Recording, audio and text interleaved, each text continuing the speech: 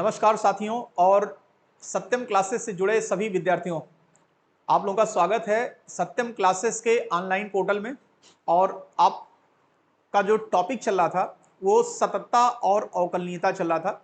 इसके पहले 5 लेक्चर जो हैं वो सततता पे थे, उसमें मैक्सिमम क्वेश्चन आपके कर दिए गए हैं, एनसीईआरटी बेस्ड क्वेश्चन थे। आज हम अवकलनीयता पर डिस्कस करेंगे। देखिए, अवकलनीयता में अवकलन की परिभाषा, सबसे पहले अवकलन की परिभाषा क्या है, उसकी ज्योमेट्रिकल मीनिंग मतलब उसकी जो ज्यामितीय परिभाषा है, और कोई फलन अवकलनीय है कि नहीं है इसका परीक्षण कैसे किया जाता है, आइए हम लोग इस पर डिस्कस करते हैं। देखो बच्चों, आप लोग जब भी यहां पे स्टार्ट करते हैं एक फलन, मान लिया y is equal to F X, एक फंक्शन है, मैंने ग्राफ है, समझ लिया ऐसे ग्राफ, ये वक्र है, ठीक है। y is equal to F X एक फलन है। हमारी बातों को आप ध्यान से नोट करिएगा, कलम कापी लेके बैठिएगा और जितनी बातें हम बोल रहे हैं उसको ध्यान रखने दीजिएगा। y is equal to F X एक फंक्शन है जहां x स्वतंत्र चर है और y परतंत्र चर है, अर्थात y का मान x के मान पर निर्भर करता है, ठीक है। जैसे जैसे हम x का मान बढ़ाते जाते हैं या घटाते जाते हैं, जैसे जैसे x का मान हम बढ़ाने की बात पहले कर लें, जैसे जैसे x का मान हम बढ़ाते जाते हैं वैसे वैसे y का भी संगत मान या संगत मान में जो परिवर्तन होता है, y का भी जो संगत मान होता वो भी बढ़ता जाता है। जैसे जैसे हम x का मान बढ़ाते जाते हैं y का भी मान बढ़ता जाता है, और जैसे जैसे हम x का मान घटाते जाते हैं वैसे वैसे y का भी मान घटता जाता है। जरा इस बात को ऐसे समझिए, जैसे कहा गया, ये देखिए, ये है यहां से यहां तक पूरी कैलकुलस में इस ग्राफ की बहुत जरूरत है। ये आपका मूल बिंदु O है, ठीक है। ये आपकी x एक्सिस हो गई और ये y एक्सिस हो गई। मान ली यहां पर ये कोई पॉइंट है, यहां से यहां की दूरी हो गई x1 और यहां से लेकर के यहां तक की दूरी ये मान लीजिए x2 है। इसी के संगत में मान लिया ये आपका y1 हुआ और इसमें ये वाला जो यहां से यहां तक की दूरी ये हो गई y2। देखिए, जैसे आपने x के मान में x1 वृद्धि किया वैसे y के मान में संगत वृद्धि y1 हो जाती है। इसी तरह से x के मान में x2 वृद्धि करने पर, x2 करने पर y का भी मान y2 हो जाता है। अभी यहां वृद्धि की बात करना ठीक नहीं है। देखिए, x का मान हम x1 कर दें तो y का मान भी y1 हो जाता है, और x का मान अगर हम x2 कर दें तो y का भी मान y2 हो जाता है, ठीक है। इसी को हम यहां पे देखिए, x का मान x1 से बढ़कर x2 हो गया, तो ये हमारा जो यहां वाला पार्ट है, यहां से लेकर के यहां तक का जो पार्ट है वो क्या कहलाएगा बच्चों, x2 माइनस x1। देखिएगा, तो x के मान में जो अल्प वृद्धि होगी वो होगी x2 माइनस x1। इसी के संगत y के मान में जो अल्प वृद्धि होगी उसी को हम लिखते हैं y2 minus y1, y2 minus y1, ठीक है, y2 माइनस y1। देखेंगे, सीधी सीधी बात एक बार हम फिर करें, आप लोग अगर ग्राफ बनाना नहीं चाहते हैं कोई प्रॉब्लम नहीं है, सीधा कहा गया y बराबर एफ एक्स एक फलन है जहां x स्वतंत्र चर है और y परतंत्र चर होगा, अर्थात y का मान x के मान पर निर्भर करता है। यदि x का मान x1 कर दिया जाए तो y का मान y1 हो जाएगा। इसी तरह x का मान x2 कर देने पर y का मान y2 हो जाता है। ऐसी दशा में x में वृद्धि को x2 माइनस x1 से निरूपित किया जाता है। x2 माइनस x1, इसी को हम लोग डेल्टा x से निरूपित करते हैं, और y के मान में जो संगत वृद्धि है उसे कहते हैं y2 माइनस y1, इसी को हम लोग डेल्टा y से निरूपित करते हैं। ओके, देखिए बहुत सिंपल सी बात है, जो x के मान में x2 माइनस x1 लिखा, इसी को वृद्धि, छोटी सी वृद्धि डेल्टा x लिखा गया, और y के मान में भी जो वृद्धि हुई उसको हम लोग डेल्टा y लिखते हैं। जरा अब हमारी बात पर ध्यान दीजिएगा, जब डेल्टा x जीरो की तरफ अग्रसर हो जाए, जब डेल्टा x जीरो को टेंड करने लगे, तो ऐसी दशा में ये जो डेल्टा y और डेल्टा x का अनुपात होता है यह एक निश्चित राशि के बराबर होता है। कहने का मतलब यह है कि जब limit of delta x tend to 0 delta Y बटे डेल्टा एक्स ये जो है एक निश्चित राशि के बराबर होगा, और यही निश्चित राशि ही फलन y को x के सापेक्ष अवकलन कहलाता है। यानी यही निश्चित राशि dy बाई dx के बराबर होगा। देखिए when limit delta x tend to 0 तो delta y by delta x का मान dy बाई dx के बराबर होगा, जिसको हम पढ़ते क्या हैं, ये y एक फलन है, y का x के सापेक्ष अवकलन पढ़ा जाता है। यहां पे देखिएगा ध्यान से, यहां पे y को x के सापेक्ष अवकलन पढ़ा जाएगा। ठीक है, यहीं से हमारी अवकलन की परिभाषा निकली, यानी limit of delta x tend to 0 delta y by delta x is equal to dy by dx। इसको हम लोग पढ़ते हैं फलन y का x के सापेक्ष अवकलन, यानी differentiation with respect to x। Clear. अब आते हैं हम लोग इसमें अवकल या अवकल गुणांक कैसे निकाला जाता है, आइए देखते हैं इस पे। अवकल या अवकल गुणांक ज्ञात करना, अगली जो हेडिंग होगी आपकी अवकल या अवकलन लिख दीजिए, अवकलन या अवकलन गुणांक ज्ञात करना। आइए देखा जाए इसको निकाला कैसे जाएगा, ये ध्यान रखिएगा। यहीं से किसी फलन की डिफरेंशियबिलिटी का चेक करते हैं हम लोग। कोई फलन डिफरेंशिएबल है कि नहीं है उसको चेक किया जाएगा। कैसे किया जाएगा, आइए हम लोग देखते हैं। मान लिया y बराबर fx एक फलन है, मान लिया y बराबर fx एक फलन है। ठीक है, y के मान में छोटी सी वृद्धि कर दिया गया डेल्टा y, और इसमें जोड़ दिया गया तो ये x भी क्या होगा, x प्लस डेल्टा x हो जाएगा। देखिए जरा ध्यान से, y बराबर fx एक फलन है जहां x स्वतंत्र चर है और y परतंत्र चर है, अर्थात y का मान x के मान पर निर्भर करता है, और y बराबर fx आपने लिखा तो अगर y में हमने डेल्टा y की वृद्धि कर दिया तो x भी डेल्टा x बढ़ जाएगा। जैसे आपने ऐसे लिखना चाहा ऐसे कर लीजिए, या ऐसे भी कर सकते हैं। देखिए यहां पे आपने कहा सर ये y है आपके पास, इसमें हमने क्या किया, इस छोटी सी वृद्धि कर दिया। हम कमी भी कर सकते हैं, जैसे हमने वृद्धि किया वैसे हम कमी भी करेंगे, अभी हम आपको दिखाते हैं कैसे करते हैं। तो उसी प्रकार x में भी x था पहले से, देखिए y बराबर fx, हमने इसमें डेल्टा y की वृद्धि किया तो x के भी मान में डेल्टा x की वृद्धि हो जाएगी। ये हो गया आपका समीकरण नंबर 1 और ये हो गया आपका समीकरण नंबर 2। अब आप क्या लिखते हैं, समीकरण 2 में से समीकरण 1 को घटा दीजिए। समीकरण 2 में से समीकरण 1 को घटाने पर लिखते हैं समीकरण 2 में से समीकरण 1 को घटाने पर। ठीक है, तो ये हो जाएगा बच्चों y प्लस डेल्टा y, यह है इक्वेशन नंबर 2, माइनस y, यही हो जाएगा f x plus delta x minus F x. Clear. ये देखिए y से y कैंसिल हो गया, आपने देखा कि यहां delta y is equal to F X plus delta x minus F X, ये आपका इक्वेशन आ गया। यहां से करने के बाद से आप यहां पहुंच गए।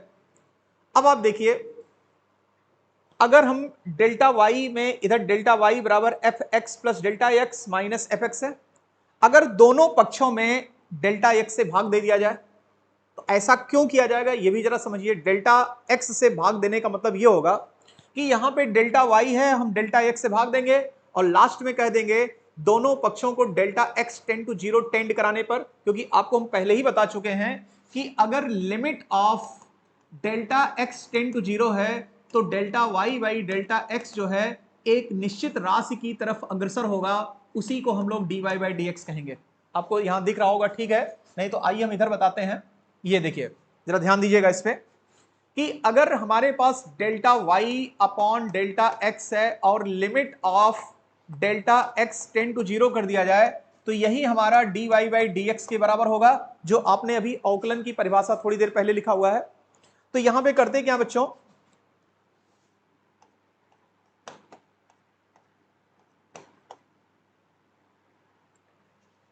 देखिए यहां से कैसे निकाला जाएगा।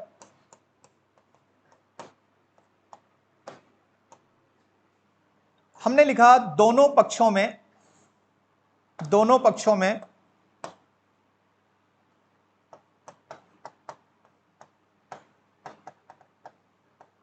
डेल्टा x से भाग देने पर, तो ये हो जाएगा बच्चों डेल्टा y बटे डेल्टा x बराबर f of x plus delta x minus F x upon delta x।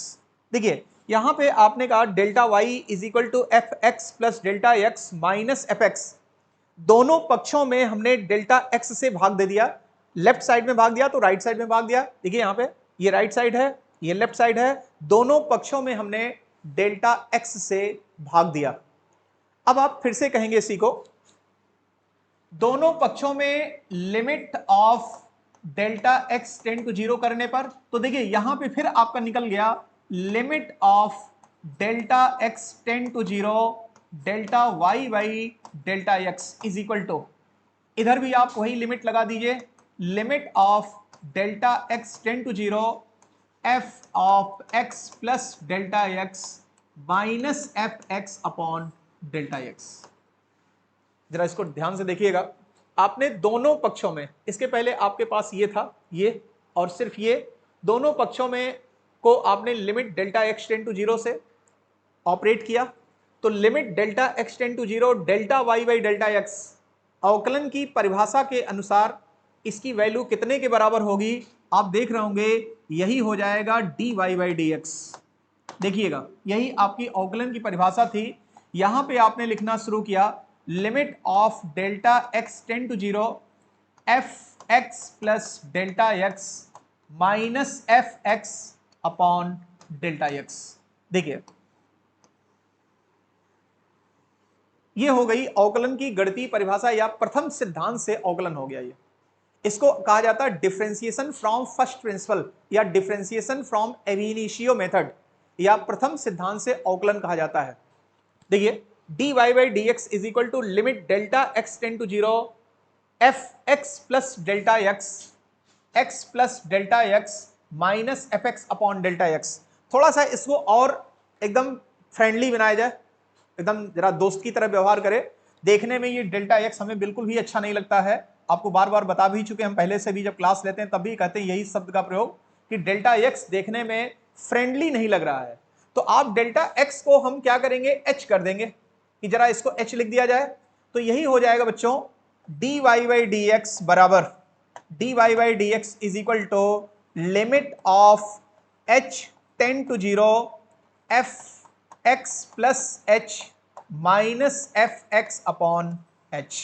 जरा देखिएगा यहां डेल्टा x को हमने h से टेंड किया, मतलब डेल्टा x देखने में हमें अच्छा नहीं लग रहा था, जरा ये स्मार्ट नहीं था, तो हमने कहा एक स्मार्ट अंक का प्रयोग, एक स्मार्ट डिजिट का प्रयोग करिए या फिर किसी लेटर का प्रयोग करिए। तो आपने कहा डेल्टा x को अगर h लिख दिया जाए तो ये थोड़ा सा फ्रेंडली लगता है। ये आपकी अवकलन की परिभाषा हो गई। बहुत सी बुक में आपको ये भी मिलेंगे, ऐसे भी मिलेंगे, या ये भी ज्यादा देखने में मिलता है, ये भी मिलता है। ये dy by dx is equal to limit h tend to 0 F X plus h minus F x upon h। यही हमारा हो गया राइट हैंड डिफरेंशियबिलिटी। जरा ध्यान से देखिए आर एफ डैश एक्स, इसको पढ़ा जाता है दक्षिण पक्ष अवकलनीयता, दक्षिण पक्ष अवकलनीयता यानी right hand differentiability. Right hand differentiability क्या होगा, dy by dx is equal to limit h tend to 0 F X plus h minus F x upon h is equal to R F dash X. अब आइए थोड़ा सा हम लोग पहले बढ़ते हैं, यहां पे और चलते हैं, ठीक है। आइए अभी थोड़ी देर पहले ये हमारा पहला पेज था, आपने देखा कि y is equal to F X एक फंक्शन है, x स्वतंत्र चर, y परतन चर। अब अगर यहां पे y में छोटी सी वृद्धि डेल्टा वाई करने पर x के भी मान में छोटी सी वृद्धि डेल्टा x, या आप कह सकते हैं सर पहले आप स्वतंत्र चर के मान में परिवर्तन करिए, तो हमने कहा x के मान में डेल्टा x की वृद्धि कर दिया गया, तो y के भी मान में डेल्टा y वृद्धि हो गई। आप किसी भी साइड से कर सकते हैं, ऐसी कोई दिक्कत नहीं है। आपने कहा x के मान में छोटी सी वृद्धि डेल्टा x किया गया, तो y का भी मान उसकी संगत वृद्धि डेल्टा y हो जाएगी। तो अब यही बात अगर आते हम लोग, हमने कहा कि इसके पहले हमने क्या कहा था, बढ़ाया था, अब हम जा रहे हैं इसी को घटाने। आप लोग इस बात को जरा ध्यान दीजिएगा, इसमें हमने घटाना शुरू कर दिया। देखिएगा यहां पे घटाने के बाद से आया ये माइनस, यहां भी आपने इसको घटा दिया, यहां लिख दिया माइनस। हमारी बातों में ध्यान रखिएगा, समीकरण 2 में से समीकरण 1 को घटाने पर तो y यहां पे हो गया minus delta Y minus Y is equal to F x minus delta x minus F X. तो ये आ गया बच्चों minus delta Y is equal to X minus delta x minus F x.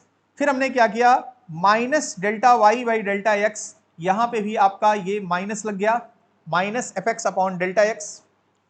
देखिए देखने में आपको लग रहा हो minus delta Y upon delta x is equal to X minus delta x minus F x upon delta x, और हमें उम्मीद है कि आपको ये बात समझ में आ रही होगी। वहां पे प्लस करते गए और यहां पे जहां जहां प्लस था वहां पे माइनस करते आइए।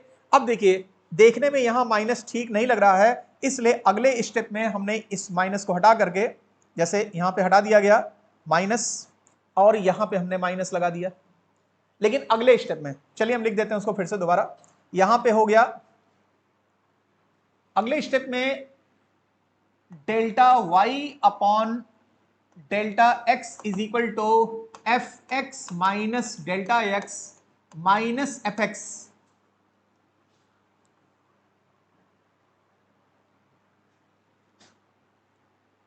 Delta Y upon delta x is equal to F x minus delta x minus F x upon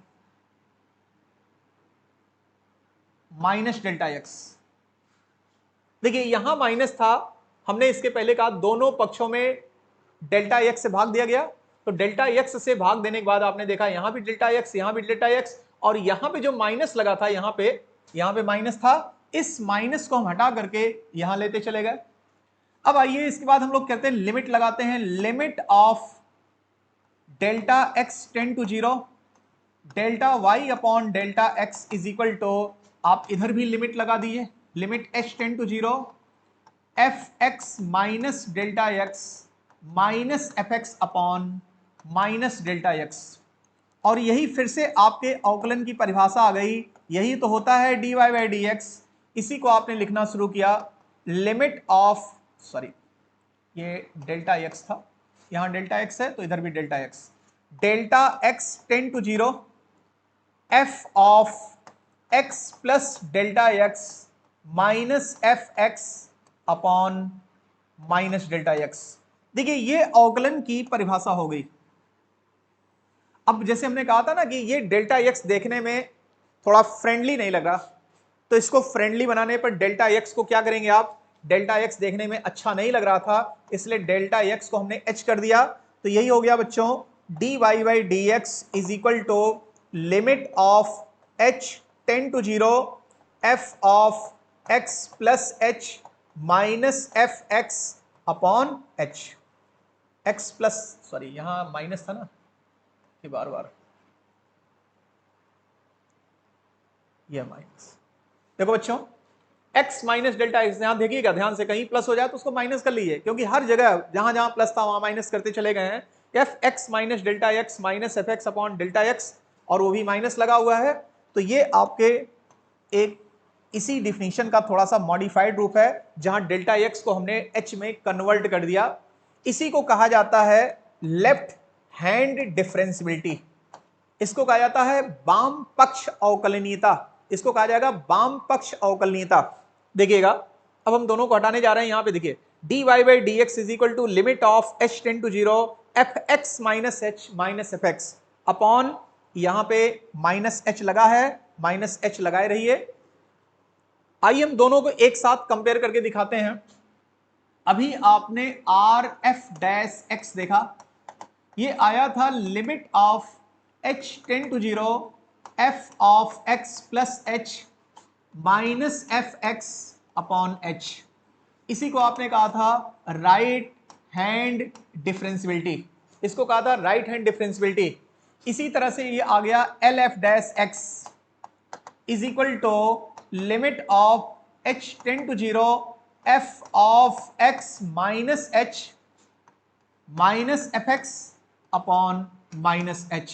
यही हो गई राइट हैंड डिफरेंशियबिलिटी, ये हो गई आपकी लेफ्ट हैंड डिफरेंशियबिलिटी। लेकिन ये दोनों अवकलन की परिभाषा है। अगर कोई कहता अवकलन की परिभाषा बताइए गणितीय रूप में अवकलन की परिभाषा, तो आप इसको भी लिख सकते हैं या इसको लिख सकते हैं, ये दोनों dy बाई डी एक्स के बराबर हैं। ठीक है बच्चों, ये दोनों जो है ये दोनों dy बाई डी एक्स है, ये भी dy बाई डी एक्स है, इसको भी dy बाई डी एक्स कहा जाता है। अवकलन की परिभाषा में ये दोनों नाम आता है, लेकिन इसको थोड़ा और मॉडिफाइड करेंगे तो ये राइट हैंड डिफरेंशियबिलिटी कहलाएगी और ये लेफ्ट हैंड डिफरेंशियबिलिटी कहलाएगी। तो अगर किसी बिंदु पर किसी फलन की अवकलनीयता की जांच करनी है, जैसे मान लीजिए x बराबर a पर अवकलनीयता का जांच करना है, तो अगर किसी बिंदु a पर, या ऐसे करिए, किसी बिंदु x बराबर a पर अवकलनीयता की जांच करिए, तो क्या होना चाहिए बच्चों, यहां पे right hand differentiability is equal to left hand differentiability होनी चाहिए उस बिंदु पर। यानी कहने का मतलब यह हुआ कि limit h tend to 0 f of a plus h minus f a upon h, और यही बराबर होना चाहिए limit of h tend to 0 f of a minus h minus f a upon minus h। जरा इसको ध्यान से देखिएगा कि y बराबर एफ एक्स एक फलन है जो x बराबर a पर अवकलनीय फलन कहलाएगा जब उसकी वाम पक्ष अवकलनीयता दक्षिण पक्ष अवकलनीयता के बराबर हो जाए। देखिए, इसको राइट हैंड डिफरेंशियबिलिटी को हिंदी में कहा जाता है दक्षिण पक्ष अवकलनीयता, इसको लेफ्ट हैंड डिफरेंशियबिलिटी को कहा जाएगा वाम पक्ष अवकलनीयता। अगर दक्षिण पक्ष अवकलनीयता वाम पक्ष अवकलनीयता के बराबर हो गए, यानी ये दोनों वैल्यू बराबर हो गई, तो दिया गया फलन उस बिंदु पर अवकलनीय फलन कहलाता है। यानी जो फंक्शन होगा वो डिफरेंशियबल होगा, the given function will be differentiable at x is equal to a। Okay, अब इस पर एक एग्जांपल करते हैं, आइए देखा जाए। मान लिया y बराबर एफ एक्स एक फलन है और जो x स्क्वायर के बराबर है। y बराबर एफ एक्स एक फलन है जो x स्क्वायर के बराबर है। आपको x बराबर एक पर अवकलनीयता की परीक्षण करना है। आप लोग जरा क्वेश्चन नोट कर लिए, y is equal to F x is equal to x square, y बराबर एफ एक्स बराबर एक्स स्क्वायर है, x बराबर एक पर अवकलनीयता का परीक्षण करना है, यानी दिया गया फलन अवकलनीय है कि नहीं है इसको चेक करना है। Discuss the differentiability of the given function y is equal to F x at x is equal to 1। तो चलिए स्टार्ट करते हैं। y बराबर एफ एक्स बराबर एक्स स्क्वायर है, तो पहला काम हमारा है आर एफ डैश निकालना, या चलिए स्टार्ट करते हैं, सवाल को देखते हैं कैसे लगाते हैं। आप सबसे पहले दिए गए फलन को एफ एक्स बराबर एक्स स्क्वायर लिखेंगे, ठीक है, और x बराबर एक पर अवकलनीयता का परीक्षण करना है, यानी जो बिंदु आपको दिया गया है वो x बराबर एक है, एक पर ये अवकलनीय है कि नहीं है। तो स्टार्ट करते हैं हम लोग। सबसे पहले एफ एक्स बराबर एक्स स्क्वायर, यानी f ऑफ 1 की वैल्यू क्या होगी 1 square, f of 1 plus h क्या होगा 1 प्लस h का होल स्क्वायर होगा। तो हमारी जो डिफिनीशन है राइट हैंड डिफरेंशियबिलिटी की आर एफ डैश एक्स, यानी अवकलन की परिभाषा से ये हो जाएगा limit of h tend to 0 f of 1 plus h minus f1 upon h। यही तो परिभाषा थी, अभी थोड़ी देर पहले आपने देखा भाई यहां एफ एक्स प्लस एच या a plus h minus f a क्या था? जो आपको बिंदु दिया गया था, तो आपने उस बिंदु पर चेक करना शुरू किया, तो 1 plus h minus f one upon h. इसको जब हम लोग आगे बढ़ाएंगे तो क्या लिखेंगे? Limit of h tend to 0 1 plus h, यहां एक्स स्क्वायर है, यानी ये हो गया 1 प्लस एच का whole square minus 1 square upon h. इसको फिर हम लोग आगे बढ़ाएंगे, limit of h tend to 0 1 plus h square plus 2h minus 1 upon H.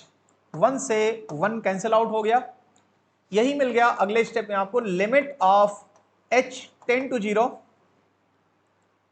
0 और h कॉमन हो गया, और यहां मिल गया h प्लस 2 अपॉन h।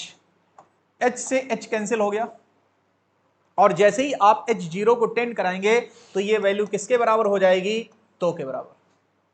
आपने देखा इसका राइट हैंड डिफरेंशियबिलिटी, इसकी जो राइट हैंड डिफरेंशियबिलिटी आई, यानी दक्षिण पक्ष अवकलनीयता 2 आई। अभी हमारा काम पूरा नहीं हुआ, अभी हमने आधा काम किया है। इसके बाद देखिए अगले स्टेप में क्या करेंगे, हम जा रहे हैं एल एफ डैश एक्स निकालने, एल एफ डैश 1 निकालने। एल एफ डैश 1 क्या है? एल एफ डैश 1, यहां पे आर एफ डैश एक्स था, एक्स की जगह आपने 1 कर दिया, या एक्स ही रहने दीजिए, कोई दिक्कत ना हो, ये 1 है तो इस पर आपने परिभाषा बदला। फिर अगले स्टेप में हम लोग जा रहे हैं, यहां पे निकाल लें L f dash 1 is equal to limit of h tend to 0 f of 1 minus h minus f 1 upon minus h. ये हो जाएगा बच्चों limit of h tend to 0 1 minus h का whole square minus 1 square upon minus h. ये हो जाएगा limit of h tend to 0 1 plus h square minus 2h minus 1 upon minus h. ये minus 1 से प्लस 1 कैंसिल हो गया, और जैसे ही आप अगले स्टेप में बढ़ेंगे तो देखेंगे h tend to 0 h common हो गया, यहां मिलेगा h minus 2 upon minus h. h से h कैंसिल हो गया, और इस माइनस का भी गुणा करना ऊपर मत भूलिएगा। तो ये हो जाएगा अगले स्टेप में limit of h tend to 0, इस माइनस का मल्टीप्लाई ऊपर करेंगे तो ये हो जाएगा 2 माइनस एच, और व्हेन h टेन टू 0 तो ये फलन किसके बराबर हो गया? 2 के बराबर।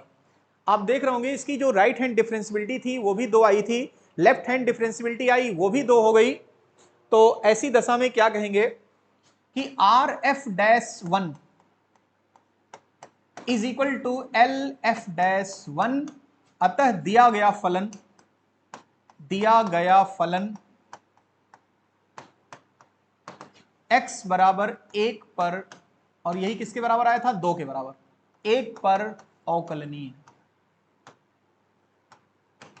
देखिए ये लिखना कोई जरूरी नहीं है, बस आपको ये शो करना है कि इसकी जो दक्षिण पक्ष सीमा है वो वाम पक्ष सीमा के बराबर हो गई। दक्षिण पक्ष अवकलनीयता वाम पक्ष अवकलनीयता के बराबर हो गई। जैसे सीमा में था कि दक्षिण पक्ष सीमा वाम पक्ष सीमा के बराबर होगा, तो दिया गया फलन की सीमा का अस्तित्व होगा। एकदम सेम वही है कि इसकी दक्षिण पक्ष अवकलनीयता वाम पक्ष अवकलनीयता के बराबर हो गया, तो दिया गया फलन x बराबर 1 पर एक अवकलनीय फलन होगा। ठीक है, आइए हम लोग चलते हैं नेक्स्ट क्वेश्चन की तरफ। एक क्वेश्चन और आ रहा आपके सामने, एफ एक्स बराबर x square sine 1 upon x, और ये है 0। When x is not equal to 0, x बराबर 0। आपने देखा होगा कंटिन्यूटी में भी आपने ऐसे सवाल लगाए हैं, कंटिन्यूटी में भी आपने इस तरह के क्वेश्चन लगाए हैं। यहां पे आपको कंटिन्यूटी नहीं चेक करना है, यहां आपको डिफरेंशियबिलिटी चेक करना है। ठीक है, और एक बात ध्यान रखिएगा, सारे डिफरेंशियबल फंक्शन, अगर कोई भी फंक्शन डिफरेंशियबल है तो वो कंटिन्यूअस जरूर होगा, लेकिन इसका उल्टा भी सही नहीं है। ये भी एक प्रमेय होगा, ये हम आपको बाद में चल के बताएंगे। अभी आपको जो भी क्लासेस मिल रही हैं, कुछ दिन बाद आपको 1-2 दिन में सब आपको डायरेक्ट ऐप पे क्लासेस मिलेंगी, अपने ऐप पर, तो आप लोग उसको डाउनलोड कर लीजिएगा। और कोई दिक्कत आती है तो हमारे ऑफिस से कांटेक्ट में कर लीजिए, क्योंकि आने वाली सारी क्लासेस जो भी लाइव क्लासेस हैं ये सब, या कोई वीडियो बना के क्लासेज होंगी, वो सारी की सारी क्लासेज ऐप पे आएंगी। तो कभी कभी हम लोग यूट्यूब पे भी आएंगे। तो आइए फिलहाल हमारे सामने ये क्वेश्चन है, अभी उसकी जानकारी आपको पूरी डिटेल दे दी जाएगी। तो ये क्वेश्चन है आपके सामने, और आपको चेक करना है कि ये फलन जो है अवकलनीय फलन होगा कि नहीं होगा। दिया गया फलन अवकलनीय है कि नहीं है, आइए इसको चेक करते हैं। बस वही बात पुरानी अवकलनीयता की परिभाषा से आप लोग जानते हैं, R F dash x, R F dash किस पे नहीं लेना है, जीरो पर। देखो बच्चों यहाँ पे जीरो है, जैसे आर एफ डैश एक्स निकालते हैं तो वैसे R F dash zero is equal to limit of h tend to zero f of zero plus h minus f zero upon h. देखिए जिस बिंदु पर लेंगे, इसलिए आपके हाथ तेज चलने चाहिए अब, क्योंकि आपने लिमिट पढ़ा, कंटिन्यूटी पढ़ा, अब डिफरेंशियबिलिटी आ गई। तो डिफरेंशियबिलिटी में जिस बिंदु पर लेते हैं, जीरो पर लिया तो zero plus h minus f zero upon H.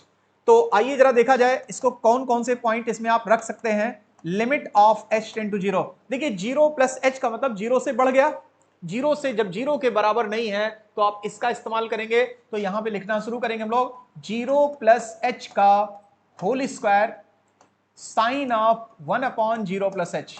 आप चाहें तो इसको मत लिखिए, सीधा डायरेक्ट एफ एच लिख सकते हैं। माइनस एफ जीरो की वैल्यू एक्स बराबर जीरो पर डायरेक्ट जीरो है, और यहां पे आपका आ गया एच। तो देखिए यही हमारा सवाल अगले स्टेप में हो जाएगा, limit of h tend to zero h square sine of one upon h upon H.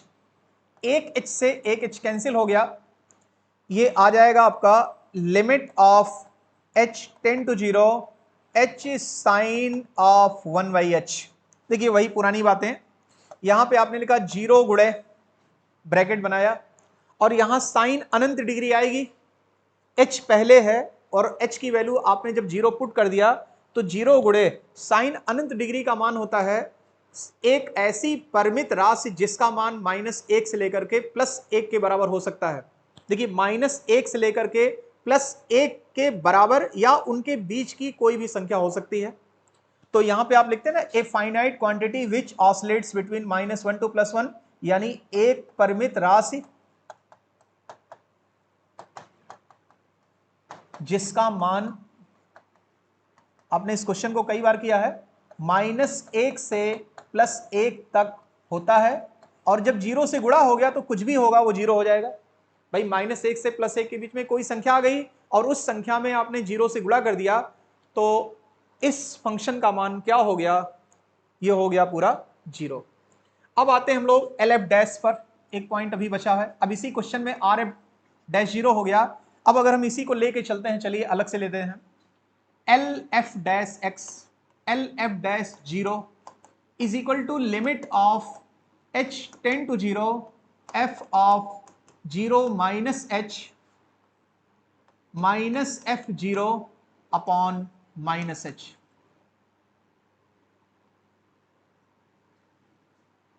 यही हो जाएगा limit of h tend to zero f minus h minus f zero upon minus h. फिर इसी को हम लोग अगले स्टेप में लिखेंगे। देखिए लिमिट में आप जो पहला वाला लिमिट है वही इस्तेमाल करेंगे, यानी x square sine one upon x, यानी minus h square sine minus one upon h minus zero upon minus h. ये अगले स्टेप में उभर के आएगा, limit of h tend to zero h square sine minus theta is equal to हो जाएगा minus sine one upon h, और नीचे भी आपका माइनस एच है, और ये माइनस दोनों प्लस हो जाएंगे, तो यही हो जाएगा अगले स्टेप में। एक एच आप यहां से चाहें तो निकाल सकते हैं, ये हो जाएगा limit of h tend to zero h sine one upon h, यानी यही आ गया जीरो गुणे वही बात जो आपने पुरानी बात कही थी, एक परिमित राशि जिसका मान माइनस एक से प्लस एक तक कुछ भी होगा, और यही क्या हो जाएगा, जीरो हो जाएगा। आपने देखा कि इसकी जो राइट हैंड डिफरेंशियबिलिटी थी आर एफ डैश एक्स यानी zero is equal to L f dash 0, यानी ये मान और ये मान बराबर हो गया, और आप ये कह सकते हैं कि जो दिया गया फलन होगा वो x बराबर 0 पर अवकलनीय फलन होगा, यानी ये भी फलन अवकलनीय फलन होगा। और इसको आपने सततता में भी लगाया था कि दिया गया फलन सतत फलन भी होगा, यानी ये जो फंक्शन था ये अवकलनीय भी है और सतत फलन है। आपको वीडियो पसंद आई होगी तो लाइक और शेयर करना मत भूलिएगा, और हमारे चैनल को सब्सक्राइब जरूर कर लीजिएगा, क्योंकि जितने भी वीडियो हैं आपको उसके लिंक आसानी से मिल जाएंगे। Okay, thank you.